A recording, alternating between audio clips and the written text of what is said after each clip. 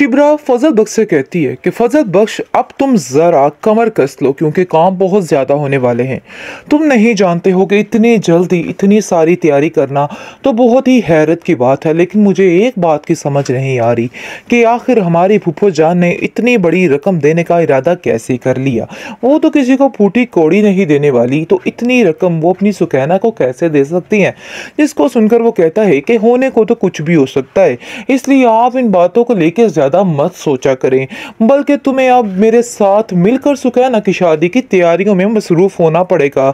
जिसको सुनकर वो कहती है, हाँ बात तो तुम्हारी ठीक है, मैं भी वही सोच रही थी कि अब हमें बस इन चीज़ों पर फोकस करना चाहिए क्योंकि तुम और मैं ही हैं जिन्होंने ये सब कुछ करना है।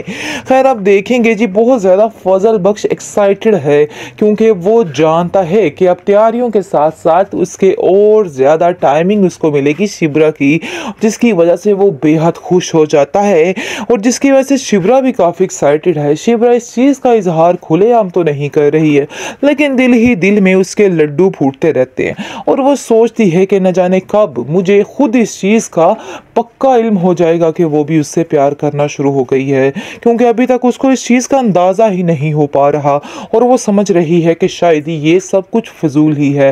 लेकिन वो ये नहीं जानती है कि हकीकत यही है कि फजल बख्श उससे बेहद प्यार करता है और वो भी उससे बेहद प्यार करती है और इस चीज़ को तस्लीम करने में बस वो बहुत ज़्यादा वक्त लगा रही है। लेकिन सुकैना अपनी बहन से कहती है कि मेरी बहन तुम इतना वक्त क्यों लगा रही हो, तुम्हें सोचने में ज़्यादा देर नहीं करनी चाहिए। मैं तो कहती हूँ कि मेरी रुखसती के साथ साथ तुम्हारी रुखसती भी कर दी जाए। जिसको सुनकर वो हैरान होती है और कहती है, क्या बेवकूफ़ों वाली बातें करती रहती हो, जब देखो फजूल ही बोलती रहती हो।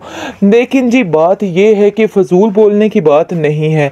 उसके बाप को काफ़ी अब गुस्सा है और वो कहता है कि तुम्हें शिब्रा ज़रा उससे फासला ही रखना होगा।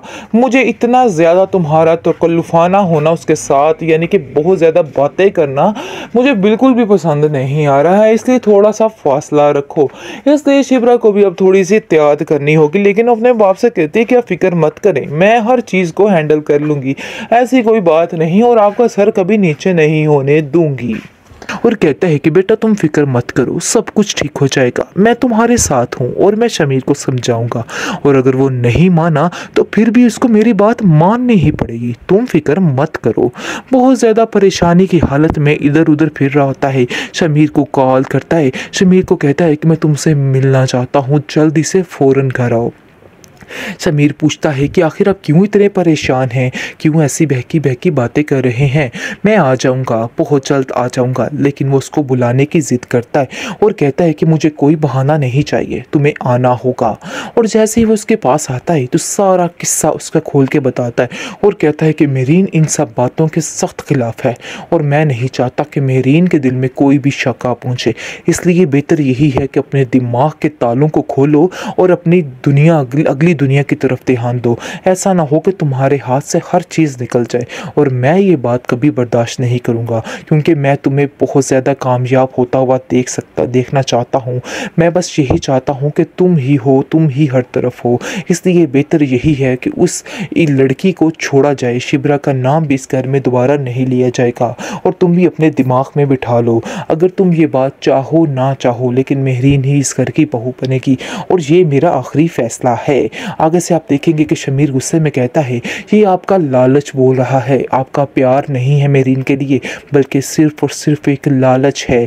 लालच की बिना पर आप इतनी बड़ी बड़ी बातें कर रहे हैं और कुछ भी नहीं। ड्रामा सीरियल इश्क मुशरत में आप देखेंगे कि मेरीन जैसा कि सारा कुछ जान चुकी है, सारी हकीकत से वाकिफ़ हो चुकी है, लेकिन अब वो सुकून से नहीं बैठने वाली है। उसको हर वक्त एक टेंशन, एक परेशानी ने घेरा हुआ है कि आखिर वो किस तरह से कौन सा दाव खेले तो सारी जंग वो जीत जाए। लेकिन वो बहुत बड़ी बेवकूफ़ी कर रही है। वो शमीर के दिल में और ज़्यादा नफरत डाल रही है, क्योंकि सब अब जान चुके हैं कि अब ये रिश्ता ज़्यादा देर नहीं चलने वाला है, क्योंकि साफ साफ साफ शमीर ने पहले ही कह दिया था, लेकिन जो बहाना बनाया था उसको भी खोल कर बताएगा और कहेगा कि नहीं, मुझे किसी का कोई डर कोई परवाह नहीं है, इसलिए बेहतर यही है कि मुझसे दूर रहा जाए, मैं किसी से नहीं डरता हूँ। लेकिन मेहरीन को और कुछ नज़र नहीं आ रहा है, तो वो उसके बाप के पास आती है और उसको आकर कहती है कि आखिर आपके बेटे को क्या मसला है, क्यों आपका बेटा इन सब बातों पे तुला हुआ है, क्यों अपनी ज़िंदगी को खुद ही तबाह कर रहा है, क्यों इस तबाही की तरफ जा रहा है, क्यों आप उसको नहीं समझा रहे हैं। जिसको सुनकर आप देखेंगे कि वो कहता है, तुम फिक्र मत करो मेहरीन, तुम मुझे सारी बात बताओ खुलकर, आखिर बात क्या हुई है।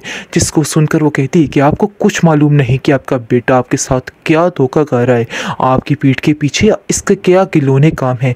जिसको सुनकर वो काफ़ी हैरान होता है और कहता है, क्या तुम मुझे बता सकती हो इन बातों में उलझाने का क्या फ़ायदा। जिसको सुनकर मेहरीन अपनी सारी बात बताती है और कहती है कि असल मामला एक लड़की का है, जिसकी वजह से वो कभी अपने मुर्शिद का बहाना बना रहा है और कभी कोई बहाना बना रहा है। ऐसी कोई बात नहीं है, मैंने सारी बात का पता लगवा लिया है और मुझे समझ आ चुकी है कि वो सिर्फ और सिर्फ झूठ बोल रहा है, इसके अलावा और कुछ नहीं। उसका बाप घबरा जाता है और परेशान हो जाता है और कहता है कि तुम्हें ज़रूर कोई गलतफहमी हुई है, ऐसी कोई बात नहीं है, मैं अपने बेटे को बड़े अच्छे तरीके से जानता हूँ, वो ऐसा कुछ भी नहीं कर सकता है, वो सिर्फ और सिर्फ तुमसे ही शादी करेगा, ये तुम क्यों सोच रही हो। आगे से मेहरीन कहती है कि मुझे कोई गलतफहमी नहीं हुई, मैंने अपनी आंखों से उस लड़की को उसके साथ देखा है और मुझे इस चीज़ का यकीन है कि आप भी ये बात नहीं जानते थे, लेकिन अगर आप ये बात जान चुके हैं तो आपको उसे जाके बताना होगा और उसको कहना होगा कि अपनी हरकतों से बाज आ जाए, वरना मैंने अगर बाबा से बात कर दी तो आप जानते हैं कि हालात किस कदर ख़राब हो सकते हैं और मुझे ना सुनने की बिल्कुल भी आदत नहीं है। इसको सुनकर शमीर का बाप घबरा जाता है और कहता है कि बेटा तुम फिक्र मत करो, सब कुछ ठीक हो जाएगा, मैं तुम्हारे साथ हूँ और मैं शमीर को समझाऊंगा, और अगर वो नहीं माना तो फिर भी उसको मेरी बात माननी ही पड़ेगी, तुम फिक्र मत करो। बहुत ज़्यादा परेशानी की हालत में इधर उधर फिर रहा होता है, शमीर को कॉल करता है, शमीर को कहता है कि मैं तुमसे मिलना चाहता हूँ, जल्दी से फ़ौरन घर आओ। शमीर पूछता है कि आखिर आप क्यों इतने परेशान हैं, क्यों ऐसी बहकी बहकी बातें कर रहे हैं। मैं आ जाऊंगा, बहुत जल्द आ जाऊंगा। लेकिन वो उसको बुलाने की ज़िद करता है और कहता है कि मुझे कोई बहाना नहीं चाहिए, तुम्हें आना होगा। और जैसे ही वो उसके पास आता है तो सारा किस्सा उसका खोल के बताता है और कहता है कि मेहरीन इन सब बातों के सख्त खिलाफ है और मैं नहीं चाहता कि मेहरीन के दिल में कोई भी शक आ पहुँचे, इसलिए बेहतर यही है कि अपने दिमाग के तालों को खोलो और अपनी दुनिया अगली दुनिया की तरफ ध्यान दो। ऐसा ना हो कि तुम्हारे हाथ से हर चीज़ निकल जाए, और मैं ये बात कभी बर्दाश्त नहीं करूँगा, क्योंकि मैं तुम्हें बहुत ज़्यादा कामयाब होता हुआ देखना चाहता हूँ। मैं बस यही चाहता हूँ कि तुम ही हो, तुम ही हर तरफ हो। इसलिए बेहतर यही है कि उस लड़की को छोड़ा जाए, शिब्रा का नाम भी इस घर में दोबारा नहीं लिया जाएगा।